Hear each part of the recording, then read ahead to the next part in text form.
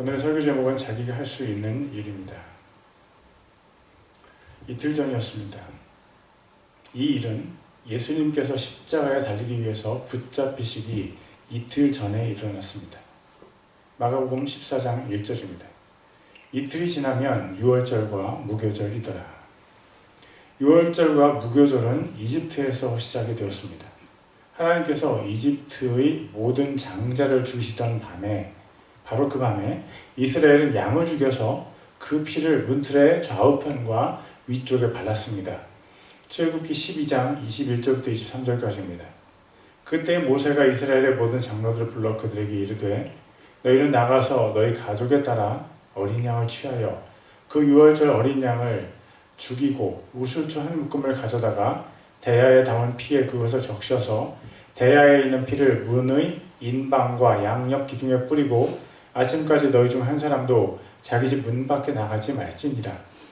주께서 두루 지나가시며 이집트 사람들을 치실 때에 문의 인방과 양옆 기둥의 피를 보시면 주께서 그 문을 넘어가시고 파멸시키는 자가 너희 집에 들어가 너희를 치지 못하게 하시리라. 모든 이스라엘 사람들은 어린 양의 피가 문틀에 뿌려져 있는 집 안에 있으면 죽지 않고 생명을 보존했습니다. 죽임당한 어린 양은 바로 예수님을 상징합니다. 요한복음 1장 29절입니다. 다음날 요한이 예수님께서 자기에게 오시는 것을 보고 이르되 세상 죄를 제거하시는 하나님의 어린 양을 보라. 모든 성경 기록은 예수님께서 어린 양이심을 증거합니다. 어린 양이신 예수님께서 십자가에서 죽임을 당하셨고 그분의 거룩한 피로 우리의 모든 죄의 용서를 받았습니다. 예수님께서 흘리신 피가 우리에게 뿌려져서 우리의 모든 죄가 깨끗해졌습니다. 예수님의 피에 능력이 있습니다. 예수님의 피가 뿌려지면 모든 죄의 세력은 힘을 잃고 도망갑니다. 대제사장의 임직식 때 대제사장의 오른쪽 귓부리와 오른쪽 엄지손가락과 오른쪽 엄지발가락에 어린 양의 피를 발랐습니다. 오직 예수님의 피로 깨끗하게 된 사람만 하나님을 섬길 수 있는 것입니다. 베드로는 여러 지방에 편지를 보내면서 편지의 수신자들을 예수 그리스도의 피뿌림에 이르도록 선택받은 자들이라고 했습니다. 여러분은 예수님의 피가 여러분에게 뿌려졌음을 확신할 수 있습니까? 당신의 양심은 예수님의 피로 깨끗하게 되었습니까? 당신의 입술은 예수님의 피로 거룩하게 되었습니까? 속지 마십시오. 교회에만 나온다고 모두 구원에 이르는 것이 아닙니다. 침례를 받았다고 모두 천국에 가는 것이 아닙니다. 천국에는 예수님의 피로 자기의 모든 죄를 깨끗하게 씻은 사람만 가는 것입니다. 유월절과 무교절의 절기는 바로 예수님께서 우리를 위해서 십자가에서 피를 흘리신 때입니다. 그것을 위해서 예수님께서 종교 지도자들, 즉 유대인들에게 잡히시기 바로 이틀 전에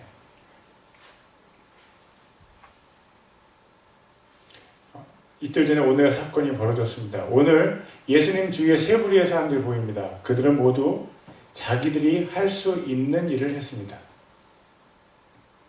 그들 모두가 자기들이 할 수 있는 일을 했지만 그 일들은 서로 다른 모습이었습니다. 그리고 그 일에 대한 예수님의 평가도 모두 달랐습니다. 오늘 우리는 이 세 가지 부류의 사람들을 만나보고 우리는 그 중에 누구처럼 되어야 할지를 알아보겠습니다. 그 세 부류의 사람들 중에 첫 부류는 종교 지도자들입니다. 성경 본문을 살펴보겠습니다. 마가복음 14장 1절과 2절입니다. 이틀이 지나면 유월절과 무교절이더라. 수제사장들과 서기관들이 그분을 흉계로 붙잡아 죽일 방도를 구하였으나 말하기를 백성의 소동이 있을까 염려되니 명절에는 하지 말자 하더라. 수제사장들과 서기관들은 이스라엘의 최고 지도자들이었습니다. 물론 그들 뒤에는 대제사장이 있고 대제사장의 지도력 밑에 산헤드린 공회가 든든하게 그들을 뒷받침하고 있었습니다. 그들에게는 권력과 인기가 있었습니다. 그들 중에 어떤 이들은 상당한 재력을 지니고 있었습니다. 그런데 그들의 지도력과 인기 그리고 재산의 보존에 위기가 찾아왔습니다. 바로 예수님 때문이었습니다. 대중이 예수님의 치유의 능력과 그리고 권능의 말씀으로 인해 흥분되어 있었습니다. 오실 메시아가 바로 예수님이 아니냐는 사람들이 점점 많아졌습니다. 그리고 갈릴리의 그 남자가 예루살렘 성전에 나타나서 그 성전을 뒤집어 놓았습니다. 그들은 예수님을 시험에 들게 하려고 공회의 대표 선수들을 모두 보내서 트집을 잡았습니다. 그러나 그들마저도 말씀이시고 하나님이신 예수님 앞에서 모두 축풍낙엽이었습니다. 정면 대결이 안 통하자 그들은 예수님을 잡아 죽이기 위해서 흉계를 꾸미고 있었습니다. 이스라엘의 아합 왕에게 조상의 땅을 팔지 않겠다던 나봇이라는 사람은 이세벨의 흉계로 돌에 맞아서 죽었습니다. 집사 스데반에게 있는 지혜와 성령님을 이길 수 없었던 종교 지도자들은 거짓 증언을 통한 흉계로 그를 스데반을 공의에 세웠습니다. 그들이 자주 사용하던 흉계는 바로 거짓 증인을 세우는 것이었습니다. 신명기 19장에 따르면 어떤 사람을 정죄하기 위해서는 최소 2명의 증인이 필요합니다.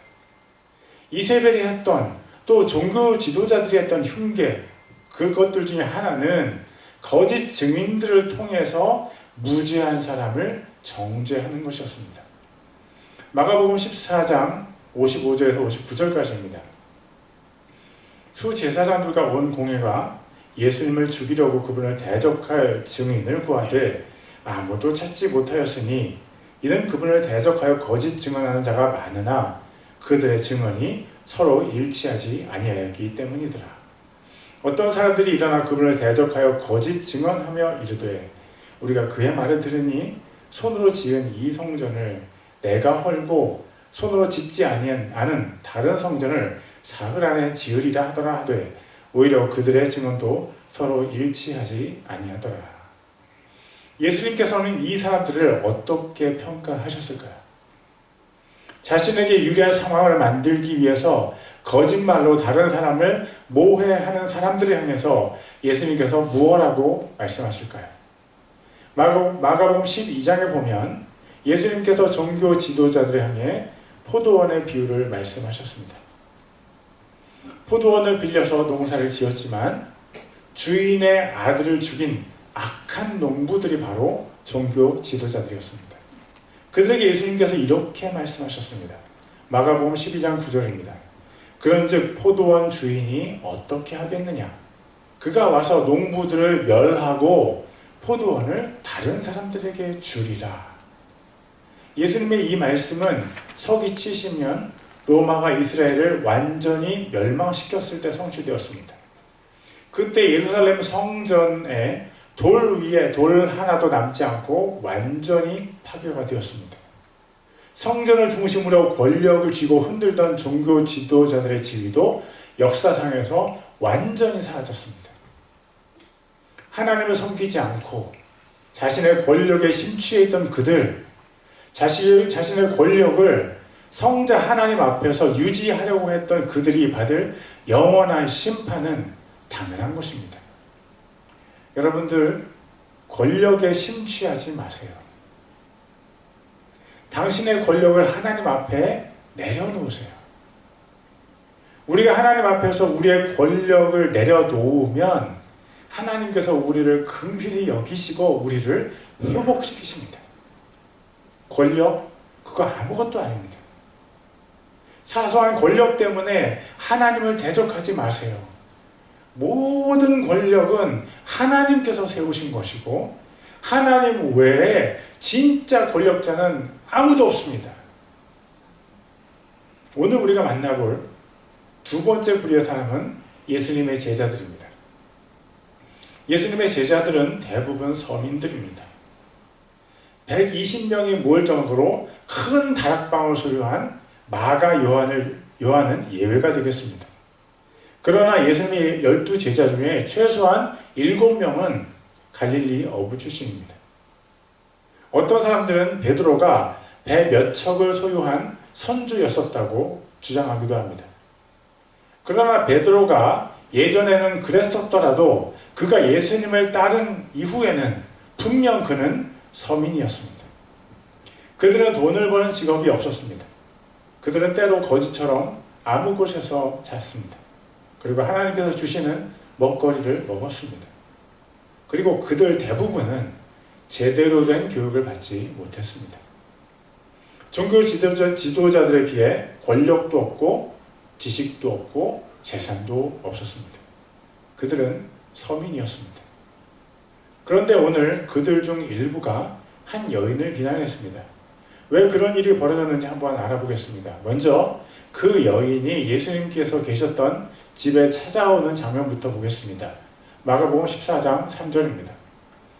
그분께서 베다니에 계실 때 나병 환자 시몬의 집에서 음식 앞에 앉으시니 한 여자가 매우 귀한 나드 향유를 담은 옥합을 가지고 와서 그것을 깨뜨려 그분의 머리에 부으매. 성서의 식물이라는 책을 쓴 최영전 씨에 의하면 나드는 히말라야, 부탄, 네팔, 티베트, 인도 동부 등이 원산지인 진귀한 향료였습니다. 나드초의 뿌리와 뿌리 윗부분을 건조해서 약초로 사용하기도 합니다. 또 향료를 만들 때는 방향 성분을 증류해서 다른 기름과 섞어서 나드 향유를 만듭니다. 그런데 이 향유는 휘발성이 너무 강해서 향료병에 넣고 석고로 밀봉을 했습니다. 그래서 이 향유를 사용할 때는 향유병의 뚜껑을 그냥 열지 못했고 반드시 병을 깨뜨려야만 했습니다. 이 향이 너무 짙어서 지금은 향료로 잘 쓰이지 않고 신경 안정제로 쓰인다고 합니다. 또 다른 블로거에 의하면 이 향유는 유대인들이 결혼할 때 첫날 밤에 신부가 깨뜨려서 신랑에게 붓고 하나로 연합할 때 사용한다고 합니다. 그런데 이 향유의 값이 아주 고가였습니다. 제자들이 이 여인에게 왜 불만을 토로했는지 보겠습니다. 마가복음 14장 4절과 5절입니다. 어떤 사람들이 속으로 분개하여 이르되 어찌하여 향유를 이렇게 허비하느냐? 그것을 300데나리온 이상에 팔아 가난한 자들에게 줄 수 있었겠도다 하며 그 여자를 향해 불평하니. 향유가 얼마나 비싼지 우리는 알 수 없습니다. 그러나 제자들은 그 향유의 값을 너무나 정확하게 표현하고 있습니다. 사실 나드 향유는 유대인들에게 아주 친숙했습니다.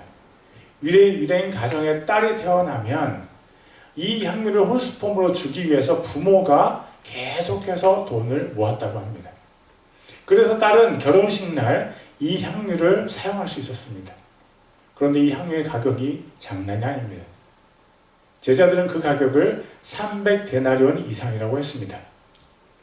1데나리온은 도시 노동자의 하루 품삯이었습니다. 그러므로 300데나리온 이상이라면 거의 노동자의 1년 연봉과 비슷하다고 할 수 있습니다. 집리크루터라는 홈페이지를 통해서 제가 어제 확인해 보니까 에빌린에 사는 노동자의 평균 연봉은 53,904달러입니다. 1년 중 300일의 임금을 계산해 보면 약 45,000불 정도가 됩니다. 와우! 이렇게 비싼 향유가 있었다는 것이 믿어지지가 않습니다. 그러나 이 향유가 정말 예수님 당시에 이렇게 비쌌는지 아주 정확하게 확인할 수는 없습니다. 그때 당시에도 이 향유는 아주 비쌌던 것만은 분명합니다. 그래서 예수님의 제자들은 흥분하면서 이 여인을 나무랐습니다. 그 예수님의 제자들은 누구였을까요? 이 사건과 아주 유사한 사건이 또 한 번 같은 동네에서 일어났습니다. 나사로의 동생 마리아가 이 사건과 똑같이 나드 향유를 예수님의 발에 부은 사건입니다. 그때 예수님의 제자들 중에 한 사람이 마리아를 나무랍니다. 그의 말을 들어봅시다. 요한복음 12장 4절에서 5절까지입니다. 이에 그분의 제자들 가운데 하나로 그분을 배반하여 넘길 시몬의 아들 가룟 유다가 말하되 어찌하여 이 향유를 300데나리온에 팔아 가난한 자들에게 주지 아니하였느냐 하니. 예수님께 향유를 부은 여인을 나무란 예수님의 제자들이 누구였는지 그 모두를 알 수는 없습니다. 그러나 성경은 그런 비난의 중심 역할을 했던 한 사람이 바로 가룟 유다라고 증언합니다. 그리고 그가 나사로의 동생 마리아를 비난했던 그 말은 우리가 조금 전에 읽은 마가복음에 나타난 제자들의 비난과 내용이 똑같습니다. 왜 그 향유를 팔아서 가난한 자들에게 주지 않았느냐? 그리고 요한복음에서는 그가 왜 가난한 자 핑계를 댔는지 분명하게 말하고 있습니다. 요한복음 12장 6절입니다. 그가 이렇게 말한 것은 가난한 자들을 염려하기 때문이 아니요 도둑임으로 돈 가방을 맡아 그 안에 든 것을 가져갔기 때문이더라.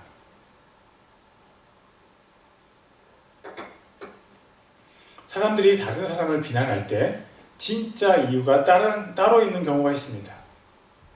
저 사람에게 이 일로 서운한데 다른 핑계를 대서 저 사람을 괴롭히는 경우가 있습니다. 가룟 유다는 예수님을 중심으로 한 모임의 재정부장이었습니다. 그리고 그는 동시에 도둑이었습니다. 그는 돈에 욕심이 들었습니다. 그가 처음부터 그러지는 않았을 것입니다. 처음부터 그가 얼마나 성실하게 예수님을 따랐던지 세금을 모았던 세리 출신이었던 마태를 제치고 재정부장이 되었습니다. 그는 모든 사람이 인정하는 훌륭한 예수님의 제자였을 것입니다. 그러나 돈을 많이 만지게 되면서 그가 시험에 들었습니다. 처음에는 조금씩 훔치던 돈을 이제는 많이 훔치게 되었습니다. 우리 교회 재정부장은 얼마나 신실한지 모든 계산에 틀림이 조금도 없습니다. 우리는 지난 2달에 걸쳐서 교회의 수입과 지출을 검사했고 아무런 문제가 없었습니다. 어려운 교회 재정을 맡아 수고하는 우리 교회 재정부장님께 감사드립니다. 그러나 가룟 유다는 예수님 팀의 재정이 자기 돈이라고 생각했습니다. 그리고 자기의 탐욕을 가난한 자들을 위한 것이라고 포장했습니다. 그는 모든 것을 버리고 예수님을 따랐지만 다시 탐욕에 사로잡혀서 인생을 망쳤습니다. 오랫동안 탐욕에 사로잡혔던 종교 지도자들과 같지는 않지만 그 역시 탐욕에 사로잡혔습니다. 예수님께서는 탐욕에 사로잡힌 그에게 어떤 평가를 하셨을까요? 마가복음 14장 21절입니다. 사람의 아들은 참으로 자기에 대하여 기록된 대로 가려니와 사람의 아들을 배반하여 넘겨주는 그 사람에게는 화가 있으리로다. 그 사람은 차라리 태어나지 않았더라면 자기에게 좋을 뻔하였느니라 하시니라. 여러분, 가룟 유다의 죄 중에서 가장 큰 죄가 무엇이라고 생각하십니까? 제 생각에는 그의 가장 큰 죄는 탐욕이나 도둑질이 아닙니다. 예수님을 판 것도 그의 가장 큰 죄가 아니라고 저는 생각합니다. 제 생각에 그의 가장 큰 죄는 회개를 거부하는 것입니다. 예수님께서 그의 회개를 몇 번이나 촉구하셨는지 모릅니다. 그러나 그는 끝까지 자기의 마음을 숨긴 채 회개를 거부했습니다. 예수님께서 그의 마음을 모르신다고 생각했는지 그는 끝까지 자기의 죄를 고백하지 않았습니다. 그리고 그에게 주어진 마지막 회개의 기회는 그가 예수님을 판 이후에 주어졌었습니다. 그는 예수님께서 의인이시고 자신이 잘못했다는 것을 알게 되었습니다. 마태복음 27장 3절과 4절입니다. 그때 그분을 배반하여 넘긴 유다가 그분께서 정죄받으신 것을 보고 뜻을 돌이켜 은 30개를 수제사장들과 장로들에게 도로 가져다 주며 이르되 내가 무죄한 피를 배반하여 넘기고 죄를 지었노라 하니 그들이 이르되 그것이 우리와 무슨 상관이 있느냐 내가 그것과 상관하라 하매 자기의 죄를 깨달은 그때가 그가 회개할 수 있는 절호의 기회였습니다. 회개는 자기의 죄를 깨닫는 것이 아닙니다. 회개는 자기 죄를 하나님께 고백하고 죄를 떠나서 사랑의 하나님께로 돌아가는 것입니다. 가룟 유다는 하나님께 돌아가기를 거부했습니다. 아닙니다.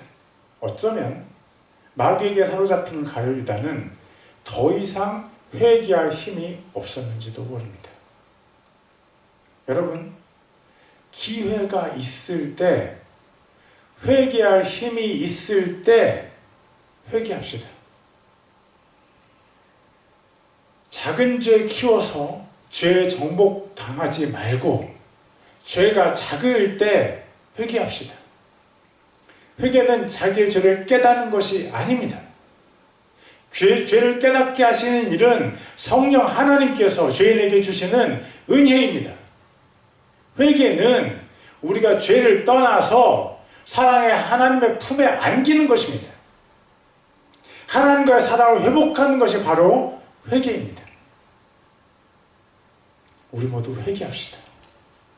우리가 오늘 마지막으로 만날 사람은 바로 이름도 없는 한 여인입니다.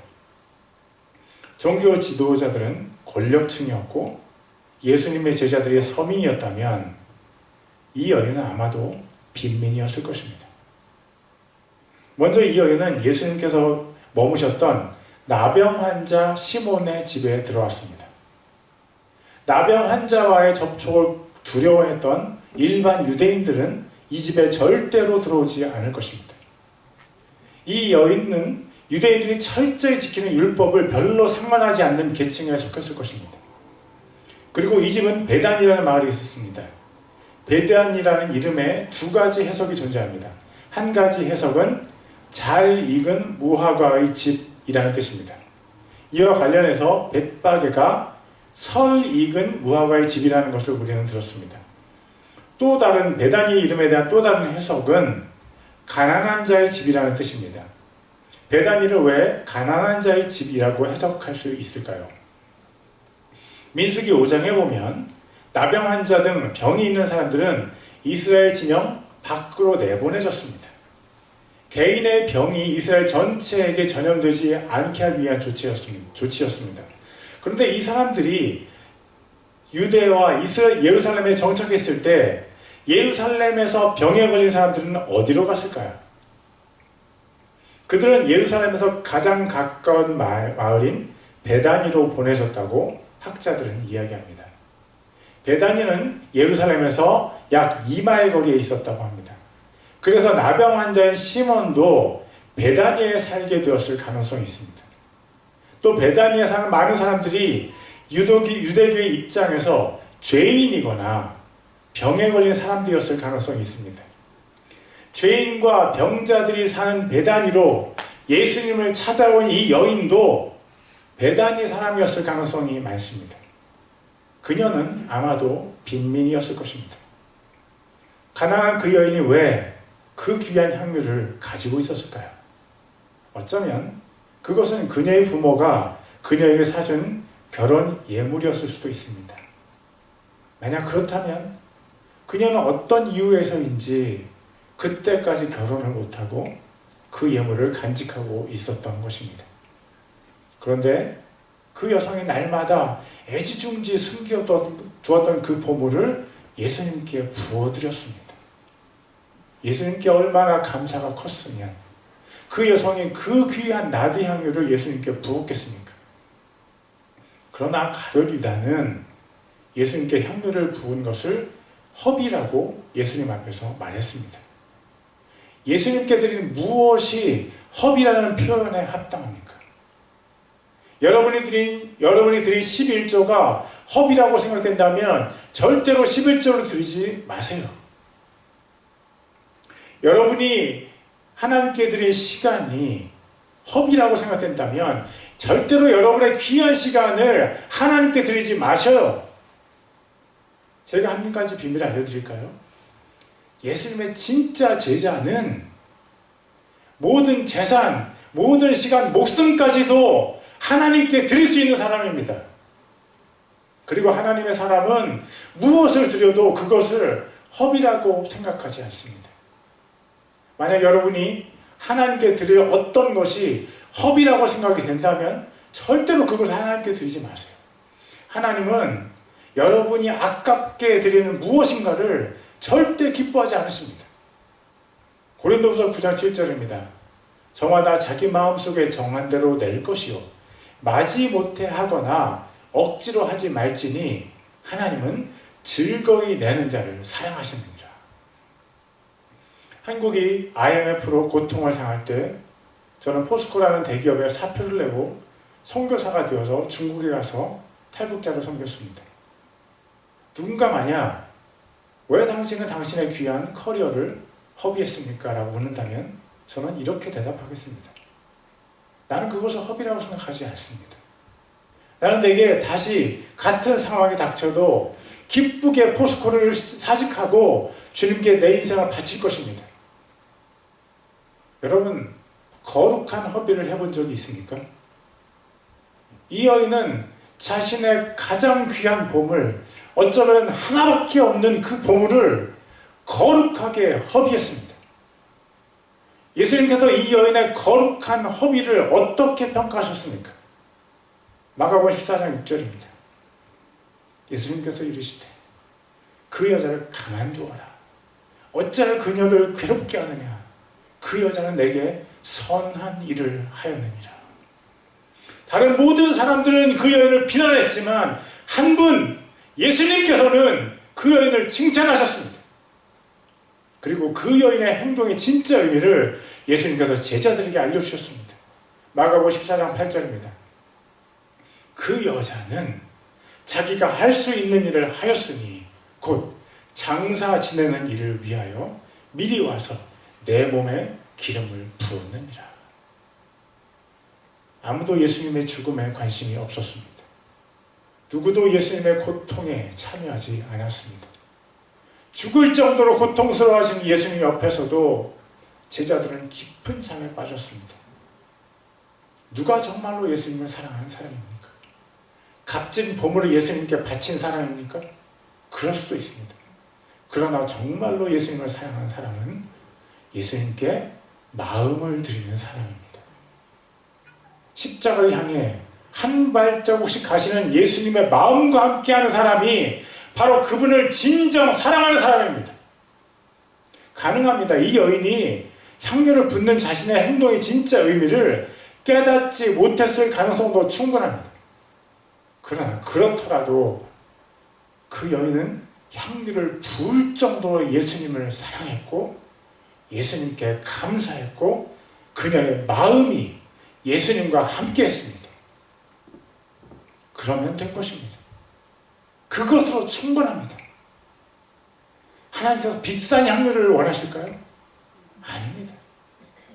하나님은 우리가 마음으로 진심으로 하나님을 사랑하기를 원하십니다.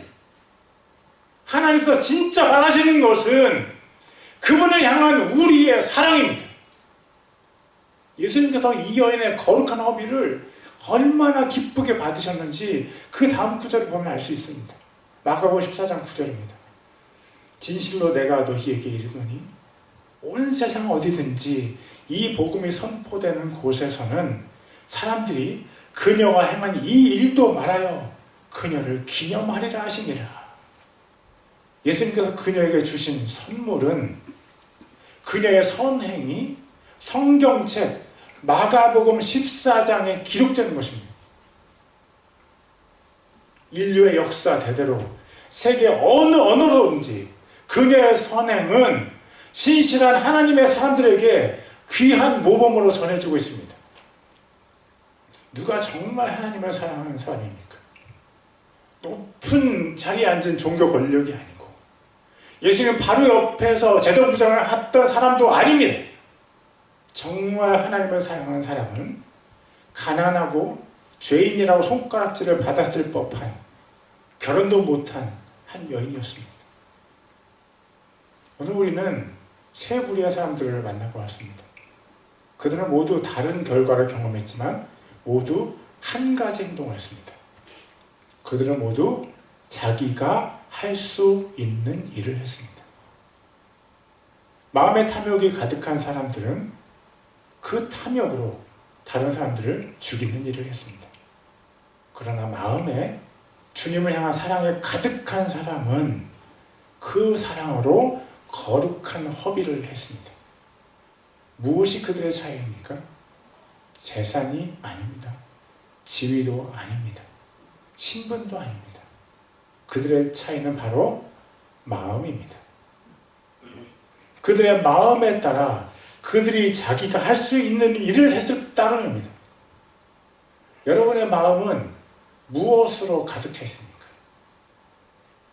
저는 그것을 볼 수 있는 눈이 없습니다. 그러나 제가 확실하게 말할 수 있는 것은 이것입니다. 당신은 당신이 할 수 있는 일을 할 것입니다.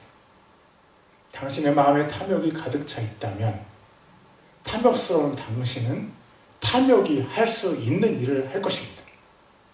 그리고 당신의 마음에 하나님을 향한 사랑으로 가득 차 있다면 당신은 하나님을 향한 사랑이 할 수 있는 거룩한 허비를 할 것입니다. 제가 당신에게 묻습니다. 당신의 마음은 무엇으로 가득 차 있습니까? 그들이 할 수 있는 일을 했듯이 당신의 마음에 가득 찬 그것이 당신이 할 수 있는 일을 결정합니다. 기도하겠습니다. Let's pray.